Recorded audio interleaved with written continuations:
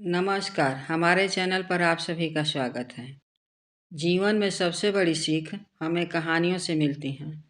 सुनिए ऐसी ही एक कहानी, चांदी के सिक्कों के पीछे छिपी असली कीमत की कहानी, जो आपकी सोच को बदल देगी।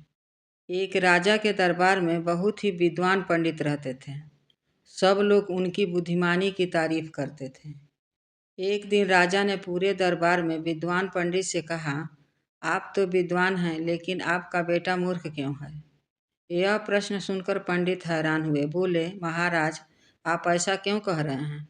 राजा ने कहा, मैं उसे पूछता हूँ कि सोने और चांदी में क्या मूल्यवान है, तो वह चांदी को मूल्यवान बताता है। उसे तो इतना भी नहीं मालूम कि कौन सी धातु ज़्यादा कीमती है। यह बात सुनकर परिवार के सभी लोग पंडित पर हंसने लगे और यह बात पंडित जी को बुरी लगी। पंडित जी दरबार में बिना कुछ बोले ही अपने घर चले गए। घर पहुंचकर पंडित ने अपने बेटे से पूछा कि बेटा, सोने और चांदी में क्या मूल्यवान है? तो बेटा ने कहा, पिताजी, सोना।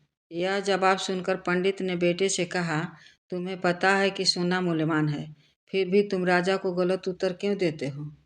पंडित का बेटा बात समझ गया। उसने अपने पिताजी को बताया, मैं रोज सुबह मुख्य बाजार में जाता हूँ, वहाँ राजा प्रजा से मिलने आते हैं। वह मेरे सामने एक सोने और एक चांदी का सिक्का रखते हैं और कहते हैं, इनमें जो मूल्यवान है तुम उठा लो। रोज चांदी का सिक्का उठाता हूँ, सब लोग मेरा मजाक उड़ाते हैं, लेकिन सिक्का लेकर घर आता हूँ। पंडित ने कहा, बेटा, तुम्हें पता है कि सोना ज़्यादा मूल्यवान है, तो तुम चांदी का सिक्का क्यों लेते हो?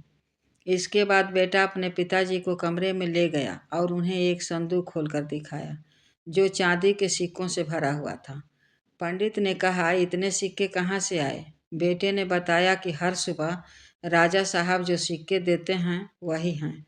बेटे ने कहा, अगर मैं राजा साहब के सामने सोने का सिक्का उठा लेता तो वो मुझे चांदी के सिक्के भी देना बंद कर देते। एक सोने के सिक्के के चक्कर में मैं इतने सारे चांदी के सिक्के कैसे गंवा दूं? पंडित को पता चल गया कि बेटा बुद्धिमान है। इसके बाद वह अपने बेटे को दरबार लेकर गए, जहां उन्होंने राजा को सारी बात बताई। राजा ने पंडित के बेटे की तारीफ की और उसे सोने के सिक्कों से भरा एक संदूक दे दिए। एक चतुर बेटे ने अपने निर्णयों से साबित कर दिया कि असली बुद्धिमानी धन से नहीं, सोचने के तरीके से आती है। दोस्तों, कहानी कैसी लगी कमेंट में ज़रूर बताएं। चैनल को लाइक और सब्सक्राइब करें। फिर मिलते हैं अगली वीडियो में, तब तक के लिए धन्यवाद।